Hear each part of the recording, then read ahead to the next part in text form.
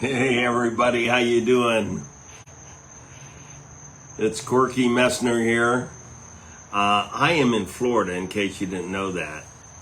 And so I want to give you a little warning that my neighbor behind me here, he has a modern day Jurassic Park there with a bunch of birds and other animals.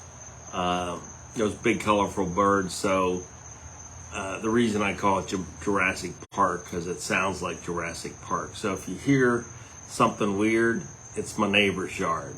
So just be prepared for that. The other thing I want to mention is, for those of you who don't know, Friday mornings I do a guest appearance on WGIR with Chris Ryan, and tomorrow I'm scheduled to be on at 8:35 a.m. So tomorrow morning, Friday morning, and I'm on every Friday morning. The times vary with Chris Ryan, and we talk about politics, and it's an interesting discussion because, as many of you know, I'm a conservative, and Chris is, I think, more left of center. So we have a logical discussion. It's not spewing just talking points at each other. So it's I think it's pretty good. And what happened last week, we were talking about Nikki Haley on WGIR with Chris Ryan, and then I got contacted after the radio appearance by South Carolina Public Television, and they wanted to do an interview because they had heard me talk on Chris Ryan's show. So I did an interview with South Carolina Public Television that they're going to include in their coverage of the First in the Nation primary, because Nikki Haley's in it, and Senator Tim Scott may be entering as well. So I'll be doing more interviews with them as well. So the other thing, just an update on some family matters. My youngest child, Thomas, graduated last week from Field Artillery Officers Course in Fort Sill, Oklahoma, and he graduated with honors. He did great, and Sunday he reports to Army Ranger School at Fort Benning. So a little nervous for Dad going through Ranger School, as I did. I know how difficult it is, but he's in amazing physical condition. He's worked really, really, really hard, and just pray for him daily. So, I think that's all the updates I wanted to give you. Just a reminder: tomorrow morning, every Friday morning, WGIR. I'm on. Times different each week, but tomorrow I'm on at 8:35 a.m. So the topic tonight, what is the topic tonight? And I've been thinking about this for some time, and I've got some stats and data I want to talk about. But, and listen, this is, I try to make these, when I get on here for everybody. I don't come on here and pop off with far right talking points or conservative talking points. I'm a conservative. I try to be informative, and so I was thinking about the federal government and are you satisfied on the performance of the federal government in providing services and goods? Are they delivering? And I say that in the context of some current events. I mean, the big one, I think, is the pandemic, and as you've heard me say before, some of you anyway, is we have spent, the government has spent billions and billions and billions of dollars for decades on these various government bureaucracies, the CDC, the National Institute of Health, the FDA, to be prepared. There's Jurassic Park behind me. To be prepared for, quote, the big one, the big pandemic. We've invested a ton of money to be prepared for the big one. And so the question becomes, how do you think the government did during the pandemic? So that's one example. And listen, I think opinions will vary. My opinion is that the government knew very well. The bureaucracy is responsible for guiding us through a pandemic and for a response to a pandemic and informing the American people during a pandemic. I don't think they did a very good job. Now, I don't want to get into a debate on that topic tonight. I'm glad to talk about it at any time, why I believe that. But if anyone out there really thinks the government did do a good job during the pandemic, I'd love to hear from you. I'd absolutely love to hear from you. But back to the topic of is the government delivering? So you have the pandemic. We have this current thing in East Palestine, Ohio, with this train derailment, and just an awful, awful situation. And how did the government do in reacting to that? And more importantly, I heard Mayor Pete in an interview say, well, this is Donald Trump's fault because, he changed a rule back in 2018 about what kind of brakes are on what trains. I don't know what the rule is, but, he said, and that's what and part of my response to that was, you've been in power now for 2 years, a little more than 2 years.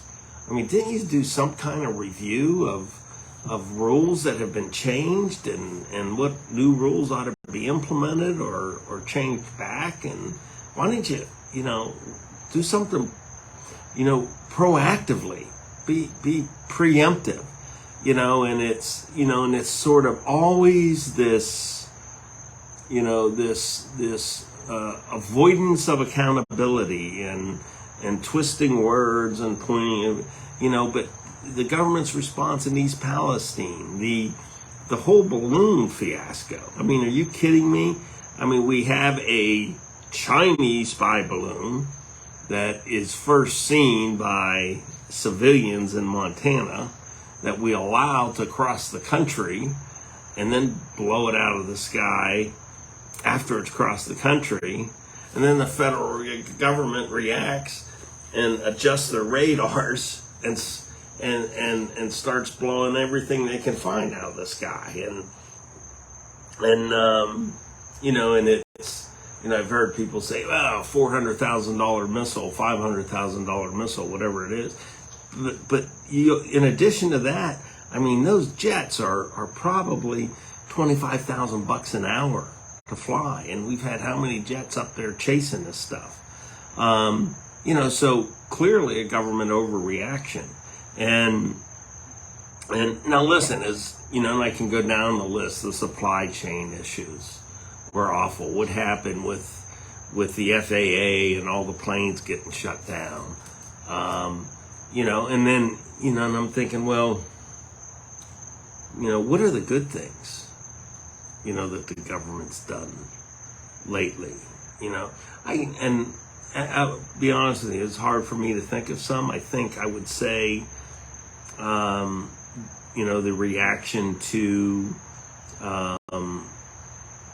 natural disasters have been pretty good. The hurricanes here in Florida, the tornadoes in Middle America. I think the government's done a pretty good job with those things. But it's, and sort of day-to-day stuff, I don't know. I know that in my dealings with the IRS, it's just awful. I mean, they don't respond, they don't pick up the phone, you can't talk to anybody. The other day I went to the post office, and I go in there, and there were about 11 or 12 people in line in front of me. And those of you who don't know me, is I'm a really impatient guy. But there were 4 people working the line. I think, oh, this is great. This will go by quickly. So after a few minutes, they got through 2 or 3, maybe 4 people, but about 10 people came in behind me. And sort of in the middle of that, 2 of the 4 people working behind the counter took a break. I mean, and just, there's just doesn't seem to be any notion of customer service. It's more about, what the government unions and the rules and regulations allow. And hey, it allows me to take a break, and you all are going to have to wait, and just the notion of service, and we actually see some of that with Mayor Pete and this notion. I am not going to answer questions on my personal time. Well, Mayor Pete, let me tell you something. When you're the leader of a major government department like the Department of Transportation, your personal time is a lower priority than your leadership duties.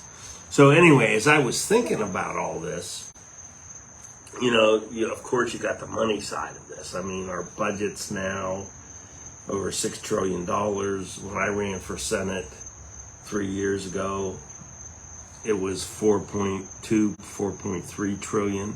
It's gone up a lot since then. A lot of the pandemic spending has stayed on. Our deficit's $1 trillion. The national debt's 32, 33, 34 trillion dollars. None of that is sustainable, so certainly the government is not delivering on fiscal responsibility. And then I got to think, well, how many employees does the government have? Because we have these huge bureaucracies. They're huge bureaucracies. And so I thought, well, how many people work for the government? And I started doing some research, and you're not going to believe this, but they have an Office of Personnel Management. The latest numbers on the OPM, the Office of Personnel Management website, are from 2017, 6 years ago. So the government, these bureaucracies are not even effective in knowing how many people are working for them. But so it's hard to determine. What I will say, if you count government employees, contractors, people who are given grants that work for the government, you get up maybe 7 or 8 million people, maybe 9 million people, and that's the federal government. If you throw in state and local government, add another 18, 19, 20 million people. So anyway, at the federal government level, there's a lot of people who are working there, and the question is, are they being productive, efficient, effective, getting stuff done for you? And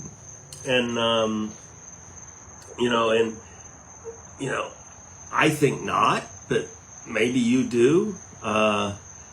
And it comes down to these gigantic bureaucracies, are just not effective and productive.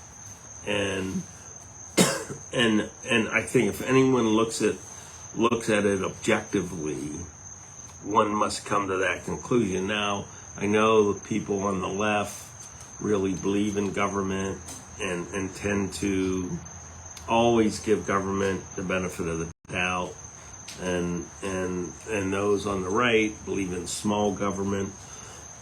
Like me, I believe in small government, and I also think there's an entire lack of accountability. Listen, if you go to work for the federal government, it's very, very difficult to be fired. you have a lifelong job there with great benefits. And now with what's going on in the economy, working for the federal government is a really good job. You get paid good money, you get good benefits, you got good retirement, and you don't have to work very hard. I know in my experience, in my business experience and law experience, I've dealt with the federal government many times, Department of Justice, the CDC, the FDA, and others, and it's, they don't work very hard, and yes, they try to push off, on the companies, the corporations they're dealing with, whether it's an investigation or whatever, to do most of the work.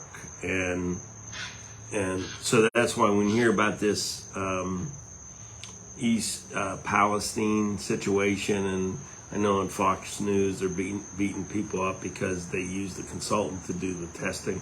It's very common, very common.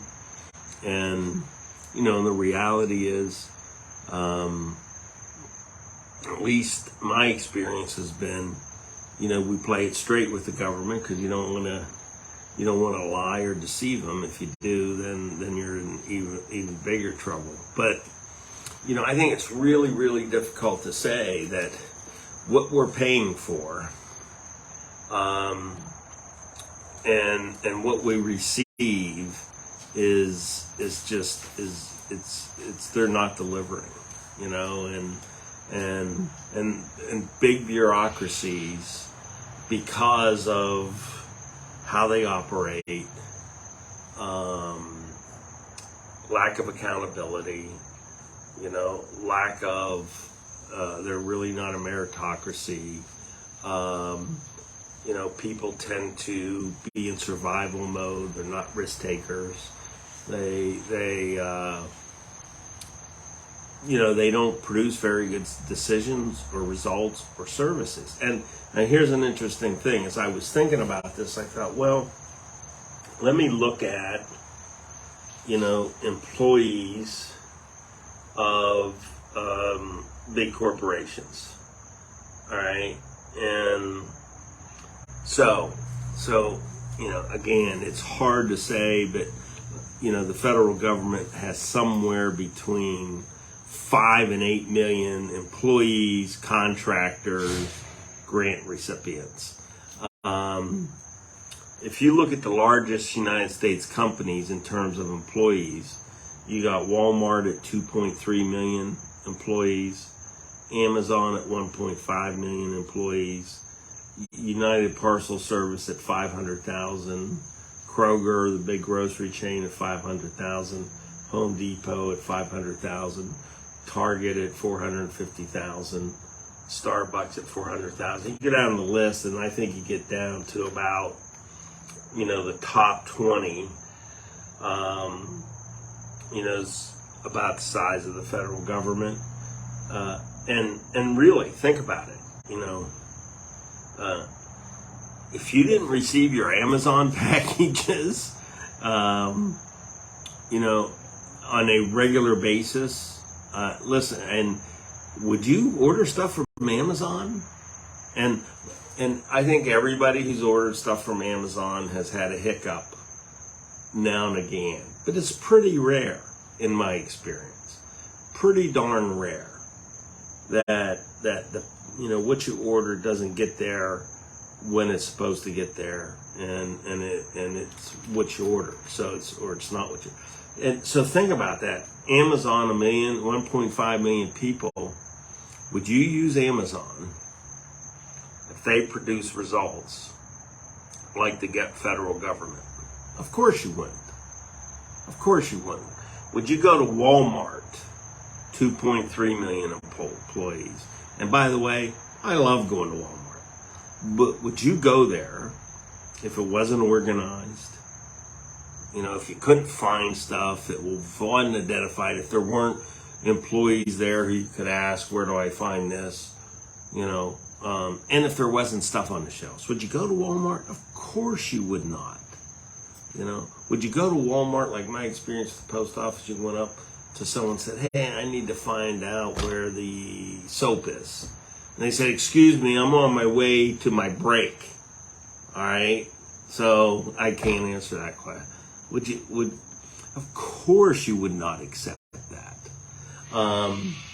The same thing with UPS, United Parcel Service. I mean, if they didn't deliver the packages on time, would you use them? Of course you wouldn't use them.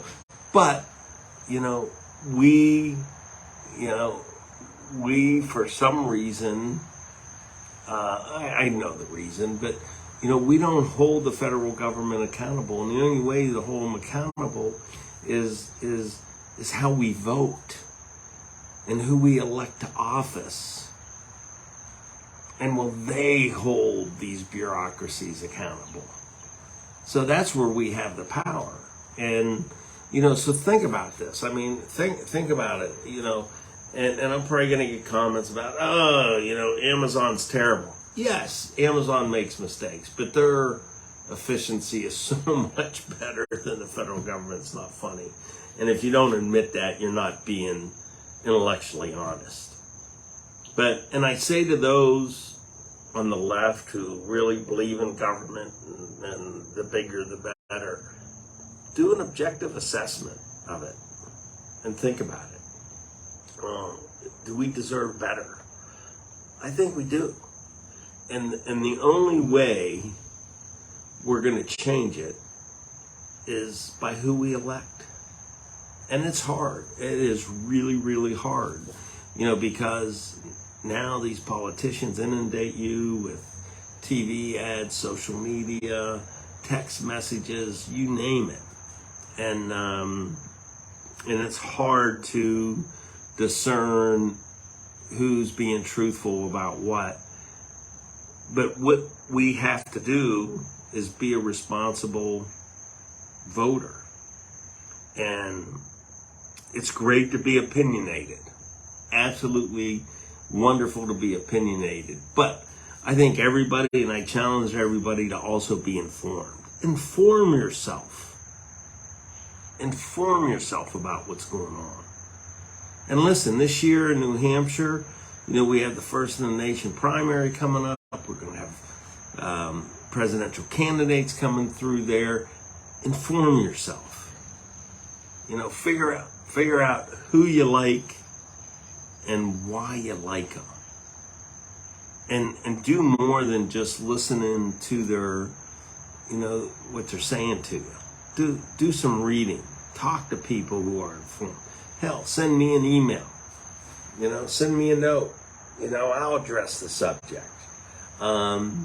So really, we do have the power as voters, and it's up to us to exercise that power responsibly by becoming informed and not just opinionated. Be informed and opinionated. That's what you want to be, because listen, it's there's a lot of stuff going on that worries me. I think this whole situation, I'm going to do a whole show on this, so I'll use this as an introduction to it. The whole situation in Europe with Ukraine and Russia, and everything I read and hear coming out of DC about rah, let's go, we're in till the end, whatever it takes. One of the things that worries me about that, you're seeing this, whatever it takes creeping up, no, we're not going to give tanks. Now we're giving tanks. We're slowly escalating on what we're providing them, under this, whatever it takes. So it's more than just money and equipment. I am worried it's going to end up being troops. And the thing for me where I sit back and I say, is this really going on now? I mean, and I think this applies to politicians on the right and the left, to the military people that, we just came out of a 20 plus global war on terrorism, and we're at the beginning of that. We were saying a lot of the same things. Oh, we're gonna bring democracy to Afghanistan, and we're gonna bring rights to women in Afghanistan, and we're gonna do all these great things. And the same thing with Iraq. We're gonna bring democracy to the Middle East. We can do this, and there is no question whatsoever that we were not successful. And and listen, I know from a military perspective, the battles we did great, but from an objective, from a political perspective, we were not successful. And here we are. It's very similar talk. It's this is Russia. We're gonna defeat the Russian army. We're gonna get rid of Putin. We're gonna go do this, and it's just I'm a bit thinking, does everyone forget what happened with the global war on terror? We heard the same stuff, and they're doing it again. They're doing it again, and a country, Ukraine, that it's a corrupt country, and I'm gonna do a whole. I did one last year on the Ukraine war. This year I'll do another one, so I don't want to get into too bad. But I just point out that view the situation in Ukraine through the lens of the global war on terror, and what we set out to do in the global war on terror, and what was said about the global war on terror, and what we're going to do, and how it ended up. The Taliban's in charge of Afghanistan. The terrorists are getting stronger there. View what's going on in Ukraine through those lenses, because the same people are saying the same thing about Europe, about Ukraine, that they said about Afghanistan. We got to go to Afghanistan. We got to change it. We can't let it be a hotbed training ground for terrorists. Because the future, we got to stop it for our future. That's what was being said, right? What is it today? It's a hotbed for terrorism. And what are we saying? We got to stop Putin now so he doesn't invade the rest of Europe. He's not going to invade the rest of Europe. I'll talk later about that. Well, listen, I'm rambling. Thank you so much. I took some time off of these over the holidays and in January, but I'm going to be back on schedule doing it each week. Listen to me on WGIR tomorrow, Friday morning at 8:35 a.m. And that's Friday, February 24th. I'm on there every Friday morning. And let your friends know I'm back at it. Have a great, great evening.